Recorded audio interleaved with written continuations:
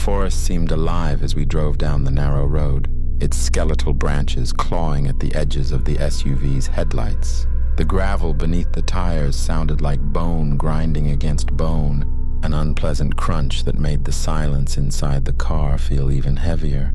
"There it is," Chris said, slowing the car as the wrought iron gate came into view. It stood tall and crooked, its bars twisted like they were trying to escape their own structure. Beyond it, the shadows of the attraction loomed, a sprawling, decaying building that seemed to grow out of the forest itself. Jake leaned forward from the passenger seat, grinning. "Now this is what I'm talking about. Creepy as hell." "Creepy?" Sarah muttered from the back seat. Troy cursed. "People have disappeared here. Jake, does that not bother you at all?" He shrugged, the grin never leaving his face. "People disappear everywhere. It's all hype, rumors to make it scarier. You can't seriously believe it's real. No one who signed up for this ever came back to say it wasn't." Sarah shot back. "Enough," Chris said, cutting the engine. "We're here to check it out, not debate internet conspiracies. Let's get this over with." The gate groaned as Jake pushed it open, the sound cutting through the thick silence of the forest. The path beyond was uneven, littered with dead leaves and broken branches. I followed behind him, my stomach twisting with unease. The air was colder here, sharper, and it felt like the forest was watching us. The building loomed closer as we approached. Its windows were shattered, its walls streaked with grime and something darker. Faint lights flickered inside, casting erratic shadows against the broken glass. "This is ridiculous," Sarah muttered, crossing her arms. "We shouldn't even be here. No one forced you to come," Jake said, his tone light but tinged with irritation. "She's right," Claire added softly. She had barely spoken the entire ride, and now her voice was tight, almost trembling. "This doesn't feel right.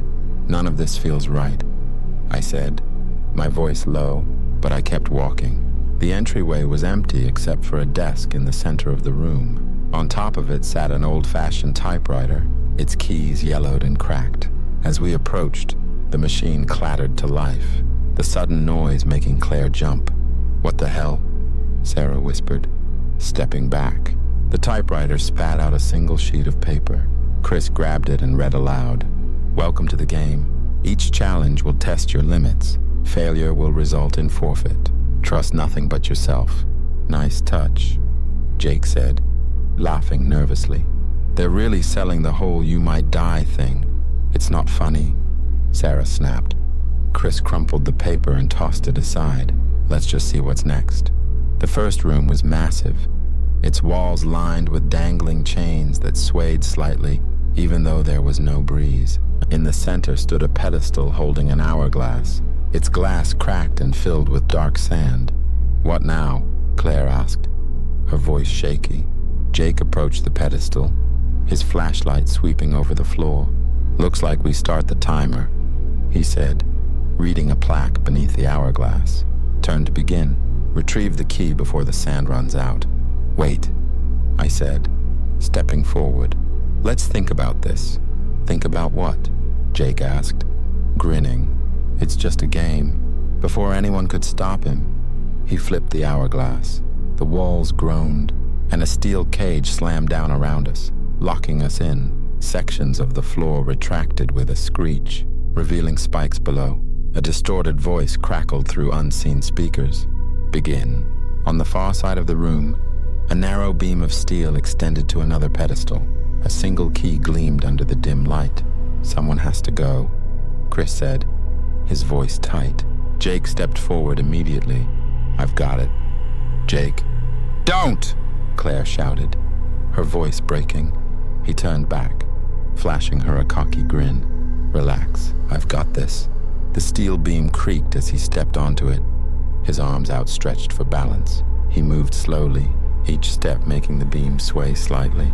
The hourglass hissed loudly, its sand slipping through faster than seemed possible. "You're almost there," Chris called out. Jake reached the pedestal and grabbed the key. He turned, holding it up triumphantly. Then the beam shifted. His foot slipped, and he screamed as he fell, his body twisting in the air. The spikes caught him, his scream cutting off in a sickening, wet gurgle. Blood sprayed upward, coating the steel. "Jake!" Claire screamed, rushing to the bars of the cage. His body twitched once, twice, then went still. Claire collapsed to her knees, her sobs echoing through the room.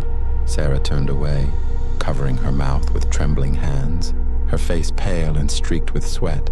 None of us spoke for what felt like an eternity, the silence broken only by the hiss of the hourglass and the faint dripping of blood onto the spikes below. Chris stepped forward, his jaw tight, his movements mechanical. His eyes stayed locked on the key still clutched in Jake's limp hand. "We need it," he said, his voice low but resolute. "You're not serious," Sarah snapped, spinning around to glare at him. "Jake just died, and you're thinking about that damn key?" Chris didn't flinch. "If we don't get it, we're stuck here. You saw what happened when the timer ran out. You don't know that," she said, her voice rising.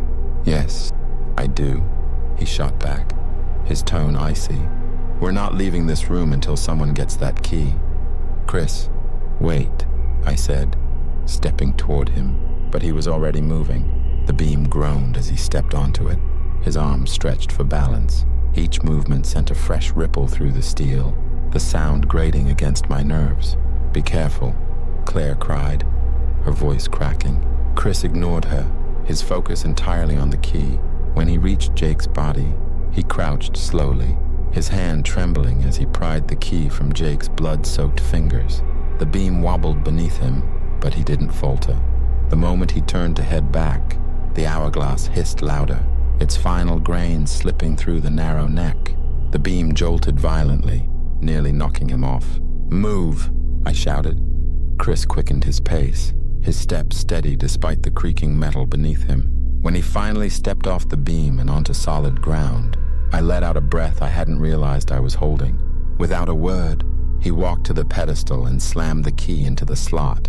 The hourglass stopped with a sharp hiss, and the cage around us lifted with a groan. "Let's go," he said, his voice flat. The next corridor was narrow and dimly lit, its walls streaked with grime. The air was thick and metallic, the faint stench of rust and blood clinging to every breath. Claire leaned heavily against Sarah as we walked, her face pale and drawn. "We shouldn't be here," Claire murmured, her voice weak. "We should have turned back." "No one's turning back," Chris said from the front of the group. "There's no way out but forward." Sarah glared at him, her flashlight beam trembling in her hand. "Do you ever shut up? You think you know everything, but you don't. You don't know what's waiting for us. Neither do you," he replied without looking back. "But standing around arguing isn't going to help anyone." The corridor opened into another room, and I felt my stomach drop.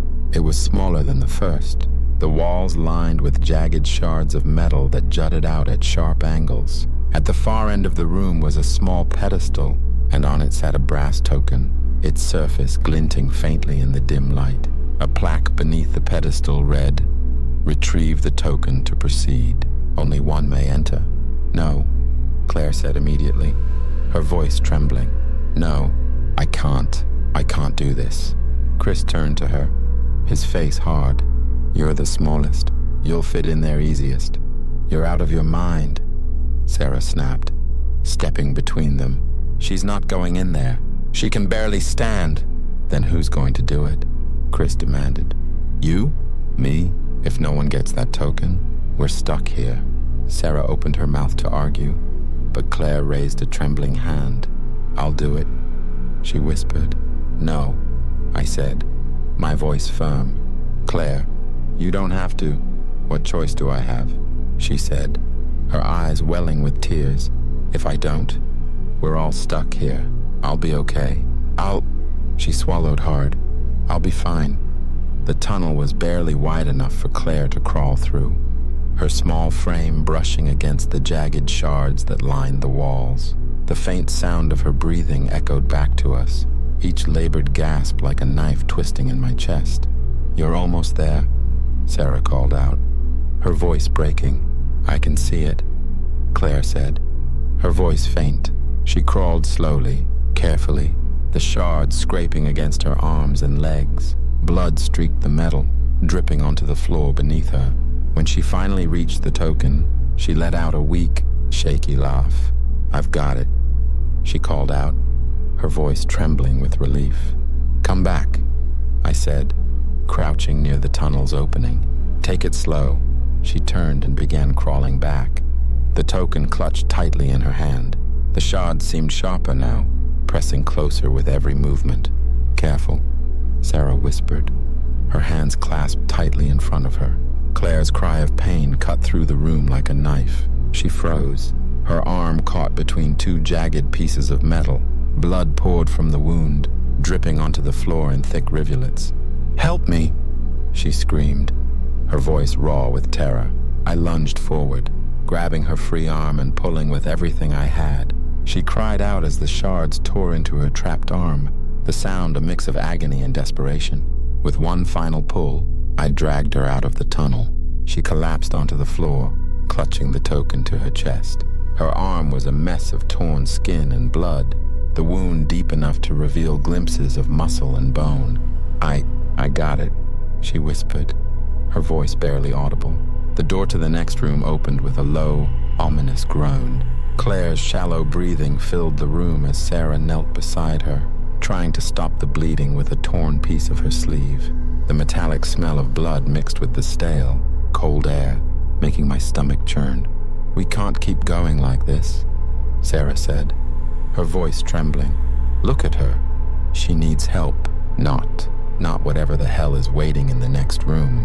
Chris stood near the newly opened door, his face unreadable. "Help isn't coming.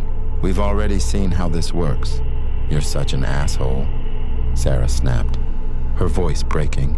He ignored her, turning to me. "Can she move? She shouldn't have to," I said, stepping between him and Claire. "Look at her. Chris, she's barely hanging on. And if we stay here, we all die," he said, his tone cold and matter-of-fact. "You don't think they'll kill us if we stop playing?" "They will. That's not the point," Sarah shouted, standing and shoving him. "She's not some pawn for you to use." Chris grabbed her wrist, his eyes narrowing. "We don't have time for this." "That's enough," I yelled, stepping between them. "Both of you." "Stop!" Sarah pulled her arm away, glaring at Chris, but she didn't say anything else. Claire sat up weakly, wincing as she cradled her injured arm. "I can keep going," she said softly, her voice barely above a whisper. "No, you can't," I said, crouching beside her. "I have to," she whispered, tears streaking her face. "We can't stay here. We can't." Her words trailed off, but the weight of them lingered. None of us wanted to admit it, but she was right. Chris pushed the door open, revealing another corridor that stretched into darkness. Without a word, he stepped through, his flashlight cutting through the shadows. "Let's go," I said, helping Claire to her feet. The next room was different from the others. It was smaller, with walls of smooth black stone that seemed to absorb the light. At the center of the room stood a pedestal, and above it, suspended by a single chain, was a rusted iron cage. Inside the cage was a large lever, its surface worn smooth by countless hands. A plaque beneath the pedestal read, "Pull the lever to proceed. A sacrifice must be made." "What the hell does that mean?" Sarah asked, her voice tight. "Does it matter?" Chris said, stepping toward the pedestal. Sarah grabbed his arm. "Don't touch it. We don't even know what it does. We don't have time to find out the hard way," he said, shaking her off. I stepped forward, shining my flashlight on the cage. There was no visible mechanism, no indication of what the lever controlled. The air in the room felt heavier, as though it were pressing down on us. "This is a trap," I said quietly. "Of course it's a trap," Chris replied. "Everything in this place is a trap, but we don't have a choice." He reached for the lever. "Wait," Sarah shouted. Before anyone could stop him, Chris pulled the lever. The room shook violently, the chain above the cage snapping with a deafening clang. The cage fell to the ground, shattering like glass. A low grinding noise filled the room, and the walls began to move. Slowly, they closed in, the black stone grinding against itself as the space grew smaller. "What the hell did you do?" Sarah screamed, grabbing Chris by the collar.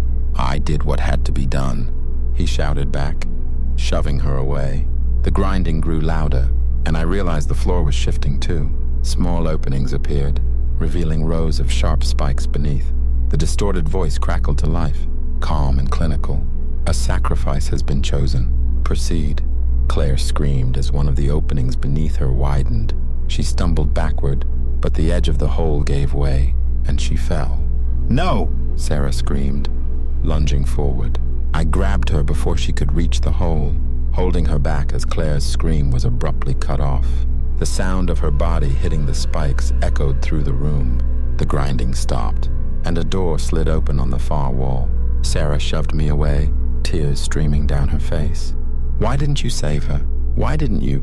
"There was nothing we could do," I said, my voice shaking. "Shut up!" she screamed, her fists pounding weakly against my chest. Chris stood by the open door, his face pale. "We need to keep moving," he said quietly. "Don't you dare," Sarah hissed, turning on him. "You don't get to pretend you care. This is your fault. She's dead because of you." Chris didn't respond. He turned and stepped through the door, leaving Sarah and me behind. I looked at her, unsure of what to say. Her sobs were quiet now, her body trembling as she stared at the blood-stained floor. "We have to go," I said softly. She didn't look at me, but after a long moment, she nodded. The new corridor was suffocatingly narrow, the walls pressing close on either side.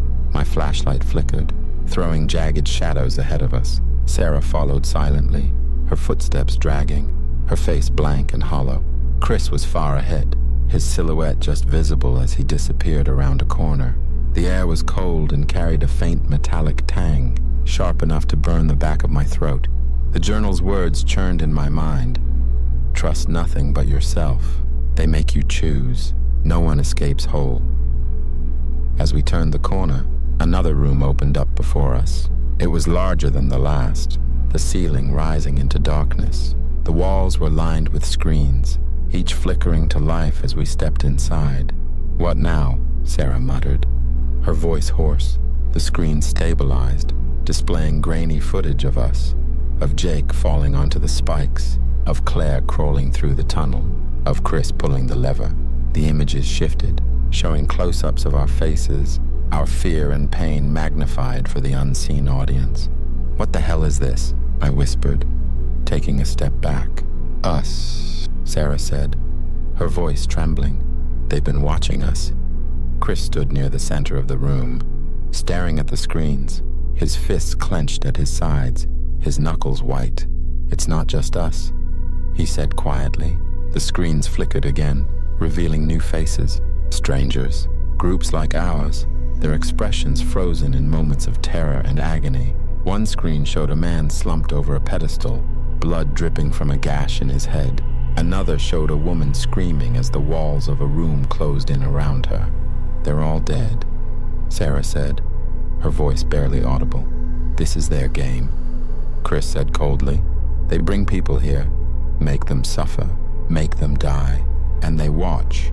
I stepped closer to one of the screens, my stomach twisting as I realized how old some of the footage was. The graininess, the warped colors. It went back decades. Sarah pointed to a screen in the corner, her hand shaking. "Is that the journal?" The image showed someone writing frantically, their hands covered in blood. The journal was identical to the one we'd found, its leather cover smeared and cracked. "It's from another group," I said. "Someone else wrote it." "Who?"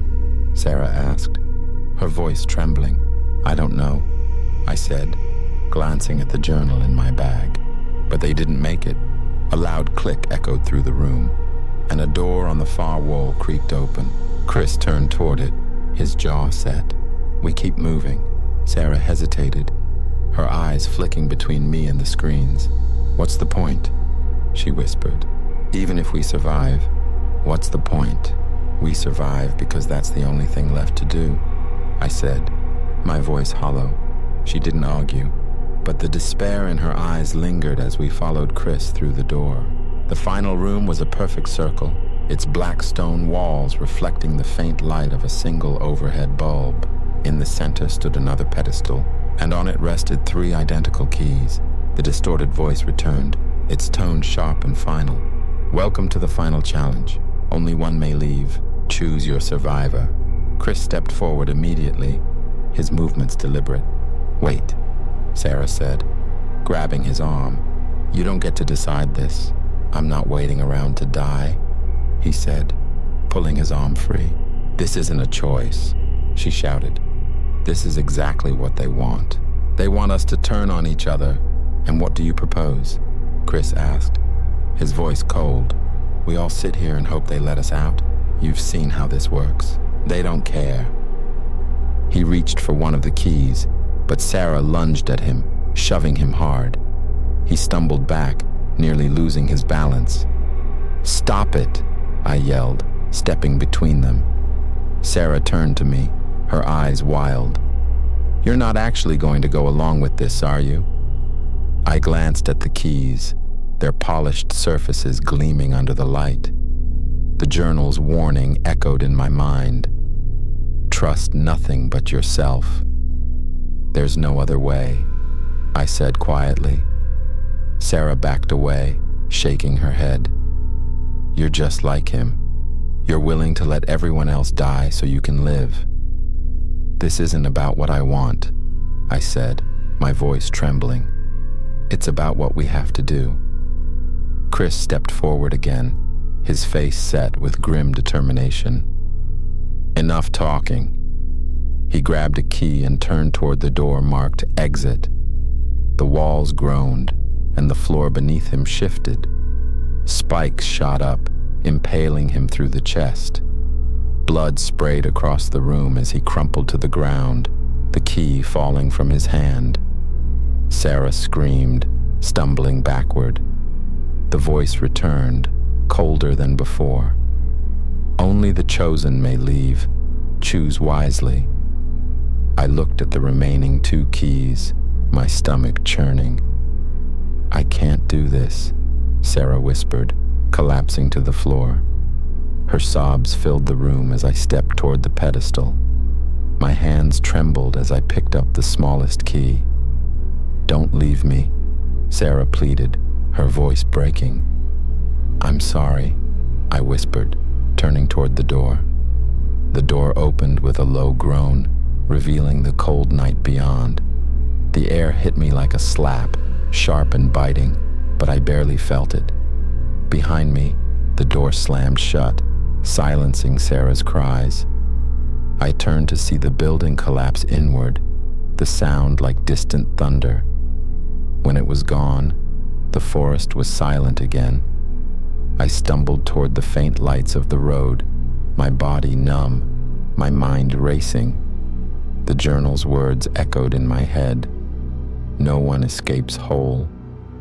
And I knew they were right.